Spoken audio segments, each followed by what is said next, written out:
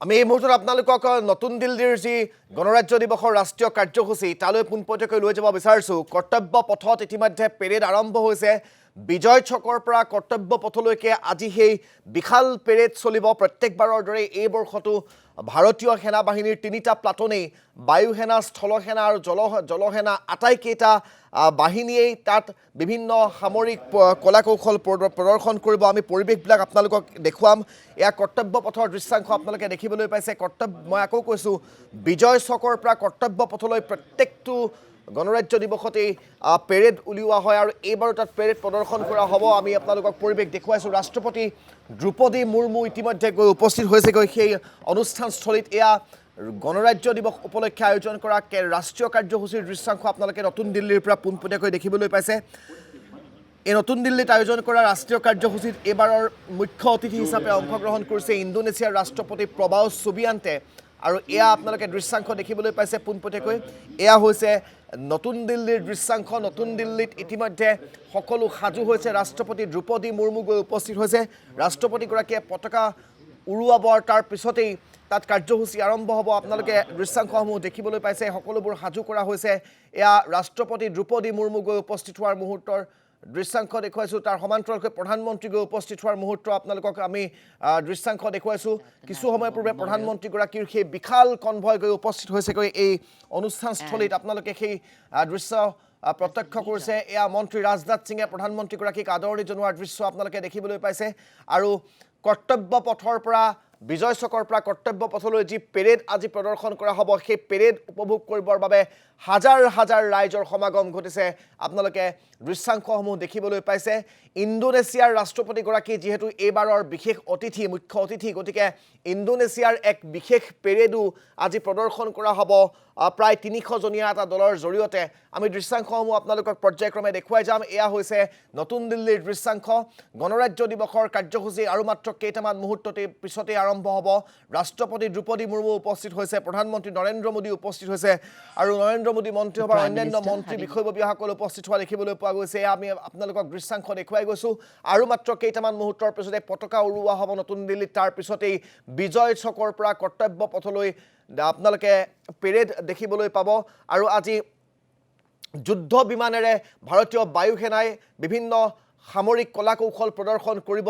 Tejas, Rafale, MiG-29, C-17 আদিৰ দৰে অত্যাধুনিক যি যুদ্ধ বিমান ভাৰতীয় বায়ু সেনাৰ শক্তি, সেই শক্তিবোৰেৰে আজি নিজৰ সামৰিক কলা কৌশল প্ৰদৰ্শন কৰিব ভাৰতীয় বায়ু সেনাই। তাৰ বাবে এটা বিশেষ দল সাজু হৈছে।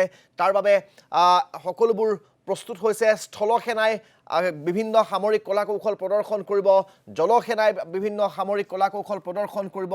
আৰু আজি ভাৰতীয় সেনা বাহিনীৰ আটাইকেইটা প্লাটনৰ বা আটাইকেইটা বাহিনীৰ জোৱানসকলৰ জৰিয়তে নিজৰ সামৰিক কলা কৌশল প্ৰদৰ্শন কৰি বিশ্ববাসীক দেখুৱাব। আজি এই গণৰাজ্য দিৱসৰ দিনটোত, দেশৰ ৭৬ সংখ্যক গণৰাজ্য দিৱসৰ দিনটোত আমি আপোনালোকক এয়া দৃশ্যাংশ নতুন দিল্লীৰ পৰা দেখুৱাই গৈছোঁ। কৰ্তব্য পথ আৰু মাত্ৰ কেইটামান মুহূৰ্তৰ পিছতেই এক প্ৰকাৰ নান্দনিক হৈ পৰিব। কৰ্তব্য পথ এক প্ৰকাৰ কিছু সময়ৰ পিছতেই অনন্য হৈ পৰিব। তাৰ পৰিৱেশ আমি আপোনালোকক দেখুৱাম। মই আকৌ কৈছোঁ, বিজয় চকৰ পৰা কৰ্তব্য পথলৈ যি পেৰেড, সেই পেৰেড প্ৰতি বছৰেই বিশ্ববাসীৰ দৃষ্টি আকৰ্ষণ কৰি আহিছে। ভাৰতীয় সেনাৰ তিনিওটা গোটেই আজি সকলো প্ৰস্তুতি সম্পন্ন কৰি এই পেৰেডৰ বাবে সাজু হৈছে। 16 ৰাজ্যৰ ইতিমধ্যে মুৰব্বীসকল আহি উপস্থিত হৈছে। যুদ্ধ বিমানৰ জৰিয়তে বিভিন্ন কাৰিকৰী সামৰিক কৌশল প্ৰদৰ্শন কৰা হ'ব, সামৰিক কলা প্ৰদৰ্শন কৰা হ'ব। আমি পৰিৱেশ আপোনালোকক দেখুৱাইছোঁ।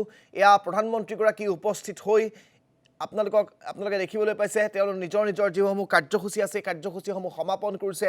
আপোনালোকক দৃশ্যাংশ দেখুৱাইছোঁ। তাৰ পিছতেই ৰাষ্ট্ৰপতিগৰাকীয়ে পতাকা উৰুৱাৰ লগে লগেই এই কাৰ্যসূচী আৰম্ভ হ'ব। Selamat! Just! Antarsena Samandan! Şok! Just!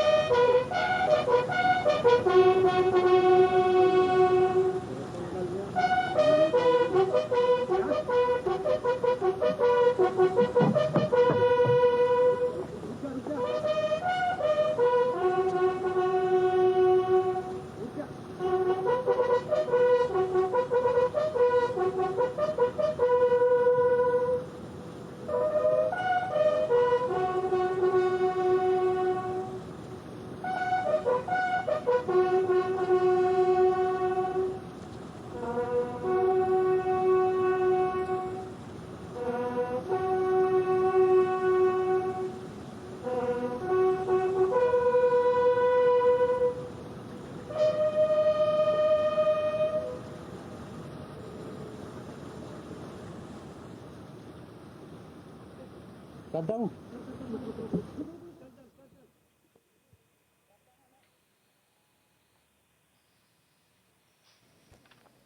আমি দৃশ্যাংশসমূহ আপোনালোকক দেখুৱাই গৈছোঁ নতুন দিল্লীৰ পৰা। নতুন দিল্লীত ইতিমধ্যে কাৰ্যসূচী আৰম্ভ হৈছে। আমি ইয়াত আপোনালোকে পোনপটীয়াকৈ সেই দৃশ্যসমূহ প্ৰত্যক্ষ কৰিছে। 16খন ৰাজ্যৰ লগতে কেন্দ্ৰীয় শাসিত অঞ্চলৰ প্ৰতীক পথ আজি প্ৰদৰ্শন কৰা হ'ব।